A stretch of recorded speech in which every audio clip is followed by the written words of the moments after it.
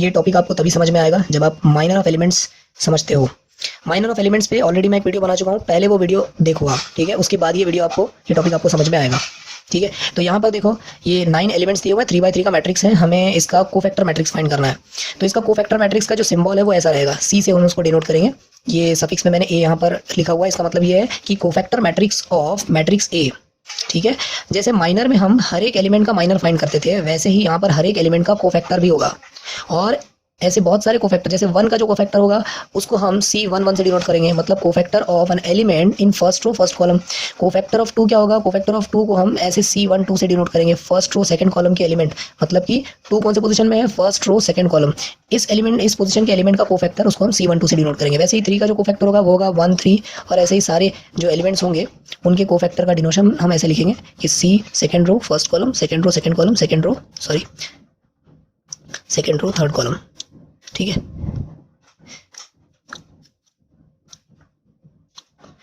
तो अभी हमें ये हर एक एलिमेंट्स के कोफैक्टर पहले फाइंड करना पड़ेगा। तो कोफैक्टर ऑफ एन एलिमेंट क्या होता है, cofactor of an element is signed minor of that element. इसका मतलब ये हुआ कि अगर मुझे 2 का कोफैक्टर फाइंड करना है, तो 2 का कोफैक्टर क्या होगा, 2 का कोफैक्टर हम C12 से डिनोट कर रहे हैं।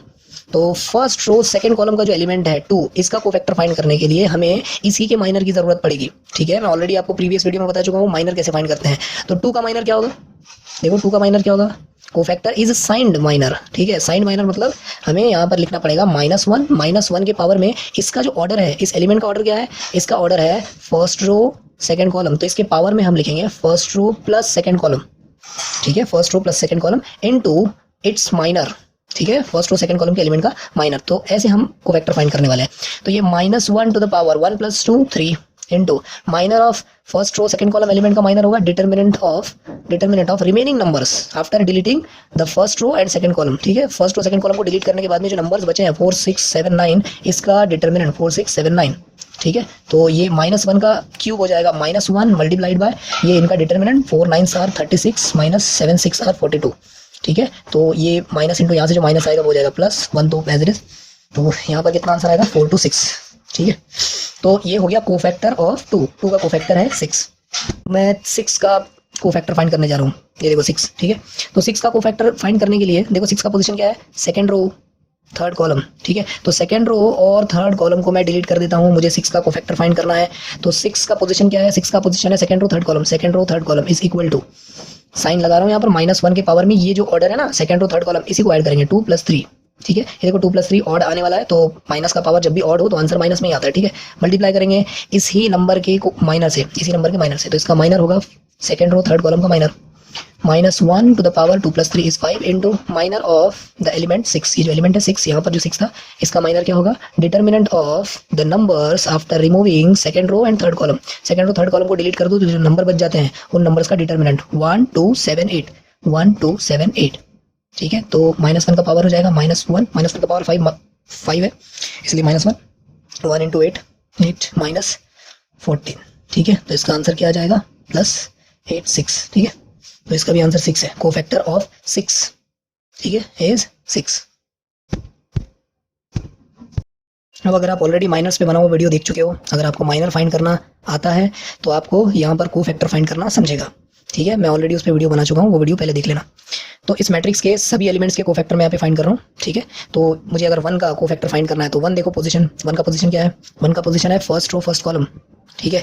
तो एक मिनट, हाँ 1 है फर्स्ट रो फर्स्ट कॉलम में, तो इसका कोफैक्टर होगा -1 टू द पावर, ये जो ऑर्डर है इसको पावर में लिखकर ऐड करेंगे मल्टीप्लाइड बाय 1 का ही माइनर, 1 का माइनर M11, ठीक है, -1 to the power 1 + 1 is 2 multiplied by minor of this element. तो इस 1 का माइनर क्या होगा, इस 1 का माइनर होगा फर्स्ट रो फर्स्ट कॉलम, इसको डिलीट कर दो तो जो नंबर्स बचते हैं वो नंबर 5 6 8 9, इसका डिटरमिनेंट 5 6 8 9, ठीक है।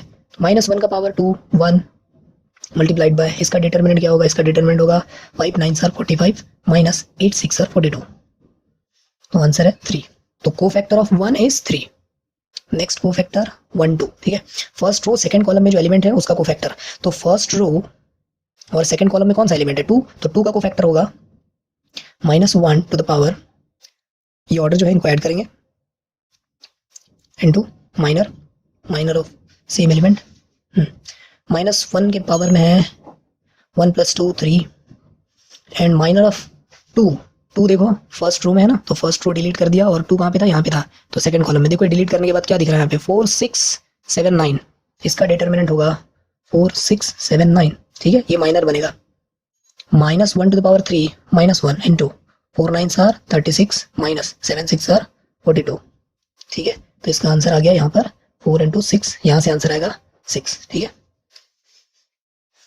और फिर इसके बाद मैं 3 का कोफैक्टर फाइंड कर रहा हूँ, फर्स्ट रो थर्ड कॉलम में है ना 3, तो -1 to the power, ये जो ऑर्डर है इसको आप ऐड करोगे 1 + 3 multiplied by minor of same element 1 3, तो इसका आंसर होगा माइनस, इसके पावर में देखो 1 + 3 4 है, -1 to the power 4 + 1, तो यहाँ पर +1 multiplied by minor of first row third column, मतलब ये फर्स्ट रो थर्ड कॉलम के एलिमेंट का माइनर 3 का जो माइनर होगा वो होगा बचे हुए इन नंबर्स का डिटर्मिनेंट, तो डिटर्मिनेंट 4 5 7 8 4 5 7 8, ठीक है। ये तो +1 हो गया ऑलरेडी, 4 8 आर 32 -7 5 आर 35, तो इसका आंसर है -3, ठीक है। तो ये जो नंबर्स हैं ऐसे ही आप सारे एलिमेंट्स के कोफैक्टर्स फाइंड करो और उससे एक नया मैट्रिक्स बनाओ। यहाँ पर कोफैक्टर मैट्रिक्स फाइंड कर लिया है, जैसे यहाँ पर मैंने 3 6 और -3, ये जो ना मैंने 1 2 और 3 इन 3 एलिमेंट्स का कोफैक्टर ये देखो मैंने फाइंड किया है 3 6 और -3, ये 3 किसके कोफैक्टर्स हैं 1 2 3 के, ये फर्स्ट रो के एलिमेंट्स के कोफैक्टर्स हैं ये, ठीक है। ऐसे ही मैंने डायरेक्ट सारे के सारे जो जितने भी एलिमेंट्स हैं यहाँ पर सबके मैंने यहाँ पर कोफैक्टर्स फाइंड कर लिए हैं और इसको मैट्रिक्स फॉर्म में लिख दिया है, ठीक है। देखो 1 का कोफैक्टर है ये -3, 2 का कोफैक्टर है 6, 3 का कोफैक्टर है -3, ठीक है। वीडियो लंबा हो जाता था इसलिए, तो आपको अगर ये मैट्रिक्स ए है तो ये वाला जो मैट्रिक्स हो जाएगा कोफैक्टर ऑफ मैट्रिक्स ए, ठीक है। बाकी के जो कोफैक्टर्स मैंने फाइंड किए हुए हैं अलग से यहाँ पर डायरेक्ट लिख दिया है, वो आप चेक करो, वेरीफाई करो, खुद से सॉल्व करो, ठीक है, और ये मैट्रिक्स फाइंड करो। एक और बात ये कि कोफैक्टर फाइंड करते वक्त कंफ्यूजन होता है माइनर की वजह से, तो आप ऐसा भी कर सकते हो कि आप सिर्फ माइनर्स फाइंड कर लो, ठीक है, और माइनर्स का एक मैट्रिक्स बना लो, ठीक है, क्योंकि कोफैक्टर क्या है, कोफैक्टर इज साइंड माइनर, ठीक है, मतलब माइनर्स पे जितने भी माइनर्स है सारे एलिमेंट्स के माइनर्स, उसमें एक खास पैटर्न में अगर आप माइनस प्लस साइन असाइन कर दो तो वो कोफैक्टर बनता है। जैसे देखो अगर मैं एक माइनर मैट्रिक्स बनाता हूँ, ये फर्स्ट रो फर्स्ट कॉलम वाला matrix, first row second column वाला मैट्रिक्स, ठीक है, ये सारे माइनर्स है, मैं कोफैक्टर की बात नहीं कर रहा हूँ, माइनर से कोफैक्टर फाइंड करने की बात कर रहा हूँ। Second row first column, second row second column, ठीक है, तो ये सारे माइनर्स हैं, तो इनमें से आपको अगर कोफैक्टर फाइंड करना है तो यही मैट्रिक्स कोफैक्टर तब बन जाएगा जब आप इसमें एक खास पैटर्न में साइन असाइन कर दो, ठीक है, ये इसी मैट्रिक्स का कोफैक्टर बन जाएगा अगर आप इस पे ऐसे साइन लगा दो इस तरह से कि प्लस माइनस प्लस, ठीक है, पहले प्लस से आपको स्टार्ट करना है, फिर alternately plus minus plus minus plus, फिर इसके बाद minus plus minus plus minus plus, ठीक है, ये देख सकते हो इस पैटर्न में बन गया है, यही कोफैक्टर मैट्रिक्स है। आपकी प्रैक्टिस के लिए ये 5 मैट्रिसेस मैंने दिए हुए हैं, इन सभी मैट्रिसेस का कोफैक्टर मैट्रिक्स फाइंड करो। प्रैक्टिस के लिए कोफैक्टर मैट्रिक्स फाइंड करने की अच्छे से प्रैक्टिस कर लो, क्योंकि इसका यूज बाद में किसी मैट्रिक्स का इनवर्स फाइंड करने के लिए भी होगा और एडजॉइंट फाइंड करने के लिए भी, ठीक है। आगे की क्लासेस में जाओगे तो आपको कोई बहुत बड़े मैट्रिसेस का डिटरमिनेंट जब फाइंड करना होगा तो उसमें भी कोफैक्टर मैट्रिक्स जो है ये हेल्पफुल है।